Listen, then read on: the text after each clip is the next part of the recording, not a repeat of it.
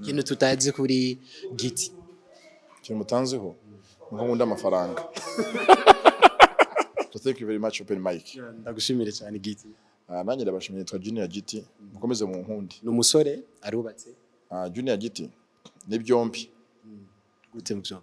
Nje ndi multiprise. Byose mbiri. Uri birira habiri. Okay, ndi umugabo mfite abana babiri.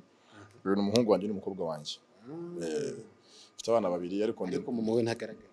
Ndi na single ndi fiye pere. Single papa. Ndi fiye pere. Umva papa rero abana bari umufiye nk'abandi bose. Sonera n'abandi Nyamirambo Musa. Bye bye.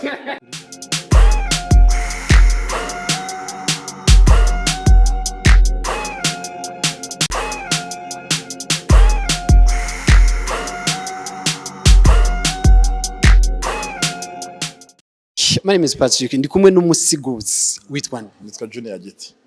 Niyo mazina y'abavyeyi. Cyane nayo ngayo yarahagije. Bonsoir. Igifaransa urakizi? Yenda kizi.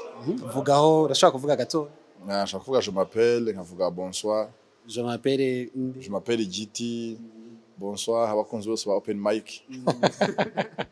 Okay, watanguye gusobanura ryari umwuga gusobanura? Natangiye gusobanura muri 2013. Yes. Hariho abantu bagutanguriye kera cyane. Bari bande nizahe ndoto barifuza gushaho vision? Abo ni benshi cyane. Ni benshi. Gusa ndara harabona nifisa kuba naba nkabo bita Yanga mukuru wanjye na Mike nawe tundi mukuru wanjye abo bitaga Super akari benshi bajya nko 15 bari benshi. Hari gihe bakunda kuzana utuntu tw'utubeef na Rocky natwe ndo turatubibona kuri social media bijyo vyakira gute ziya comments zazimeze gute? Birya rero ni cyo ta showBiz. Muri showBiz nyine ushaka nyine impamvu tuma haba mu show. Iyo nta kintu cyabaye kidasanzwe ntabwo bikiri showBiz. So rero turiya ni ngombwa. Buriya yo bubaye twaba baradufasha kugira ngo nyine ukomeze gucuruza, kubranding ibintu ukora n'abantu kumva ko uhari. Kubaye bitabaho ntago ubukiri in existence. Nabasera ubukiri mu abantu bari mu kazi. Yego nako nabyita. So rero twa tubifu nyine turatuma ko nta bintu bidasanzwe. N'ubwa mbere cyangwa n'ubwa kabiri ushika mu Burundi wahabonye gute? Hano gakageze Burundi ko mageze majyandi mu kazi. Ntago ngira kanya kajya muri ambiance. Nturajya umukeke cyangwa ngubu kuva nagira hanga hana guturaruhuka. Kuko nambaye ubushyuhe ni bwinshi turi kuri tele kwirukanka. Na master nazanye ngiye kuvanga ntayambaye. Urezi ko yambara imbere y'abakobwa. Nazo ko nyine tugiye kujyana twamara stage twajya ku mazi ariko n'ubu nago turajya ku mazi. Ni nce kintu kimaze kunezereza mu busobanuzi bwawe umwuga wo gusobanuza? Ni amafaranga. Ni amafaranga cyane kurusha. Nuko nyine nawe nabonye amafaranga nyine yaranejeje. Junior GITI ni management cyangwa harimo n'ibindi bikorwa bikorerwamwo cyane cyangwa ibindi? GITI business group ahubwo niko nda group ni nyine dukora ibintu byinshi. Umuziki, amafilime asobanuye, amafilime z'inyarwanda bakina. N'izindi business ku Rwanda ntavuga imbere ya kamera.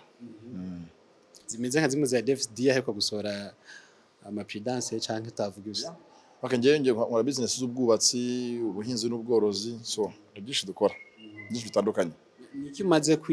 Kimaze kukunezera muri uyu mwuga wa w'ubusobanuzi ugashika ahantu bakavuga ati ujya ninde ubyakira gute bimeze gute mu rugendo? Vakame mu byangiza umusitari. Byamaye n'amafaranga byamuje n'abantu. Cyaje nacyongeraho ko nahangaha turi byinshi dukora kenshi mu mpamvu bikunda no kwabona bakuza. Kugira ikizere harimo abafana harimo n'abakuzi gusa nyine kuko byukora bimenyekana vuba. So mu byo twakoze navuga ko uyu munsi twishimira mu gasobanuye harimo na fame. Nyine iyo fame dufasha mu tuntu twinshi. Ibyo kimaze zigufasha gute fame? Fame ko nk'urugero rwa hafi niba uyu munsi ducuruza umuziki hari inzira nyinshi bicamo kugira ngo abantu bawumenye. Yes, yambira bari umuziki mwiza ariko none kugira ngo abantu ubereke nuko basanzwe bakuzi nawe ubwawe. Either baba bakuze ko ukora ibintu byiza bakuze ko bagukunze, bakuze ko n'Imana yabigizemo uruhare, urumva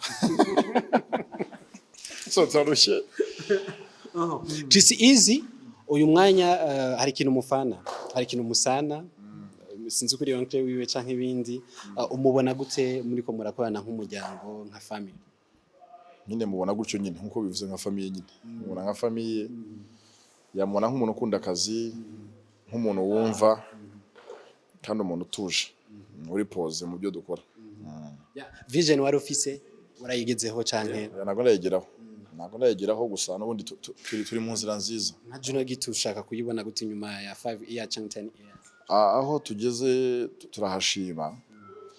Rero nge ntabwo meze nk'abo abantu baza kabeshya ngo ngewe ngo nshaka gukora ibintu bidasanzwe. Oya, icyo nzi cyo gusa ni kimwe, bidukundiye imyaka 10 umuntu akaba agihari bigenda neza business nkuko uyu munsi bifite progress tubona, nicyo cyaba kirenze kurusha ibindi byose. None njya kuzanga ndashaka ngo dukore umuziki ngo international, ngo dukora umuziki mwiza n'ahandi hose tuzahagera. Ari ikintu mwagize atari cyagasobanuye mwagifashe na Rocky cyuko mushobora gushira mu Kinyarwanda abantu bose bakavuga atari gusobanura ujya mugambi wowe tubwira? Umugambi wa dubbing twabutangiye kuwukora, ariko kuko cyagiye byaje muri covid twageze hagati imbogamizi ziba nyinshi, guhuza abantu mu gihe cya covid byabaga bigoranye, yewe na budget nayo ibikibazo, twabaye tubuparitse, ariko uko biri kose vuba tuzakomeza. Ikintu tutazi kuri GITI, ikintu mutanzeho ngo nkunda amafaranga. Ndagushimire cyane. Nanjye ndagushimiye cyane rwose, mwakoze kututegereza by the way, ko mwaje ahangaha kare turi mu kazi kenshi, ubona ko rwose umbonye ukuntu nambaye nk'umuntu usanzwe uri mu kazi, ibisandari nuzi ivumbi wese mbibyuya, ariko mwakoze kutwihanganira. Nabikunze. Hari abantu baza mwapanga ngo barakora interview yawe nutinzeho gato akagenda tongana yanarakaye, ariko mwe nabonye ko mwihanganye, turagumana muri rivumbi ibintu byose muri rubura ugaruka.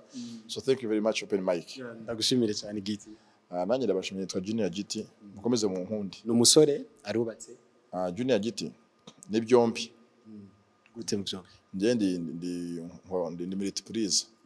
Byose mbiri. Uri birira habiri. Okay, ndi umugabo mfite abana babiri. Uyu ni umuhungu wanjye n'umukobwa wanjye. Mfite abana babiri ariko mu muwe ntagaragara. Ndi na single, ndi fiye pere. Single papa. Ndi fiye pere. Ubu papa yari abana bari umufiye nk'abandi bose. Sanare n'abandi Nyamirambo Musa. Bye bye.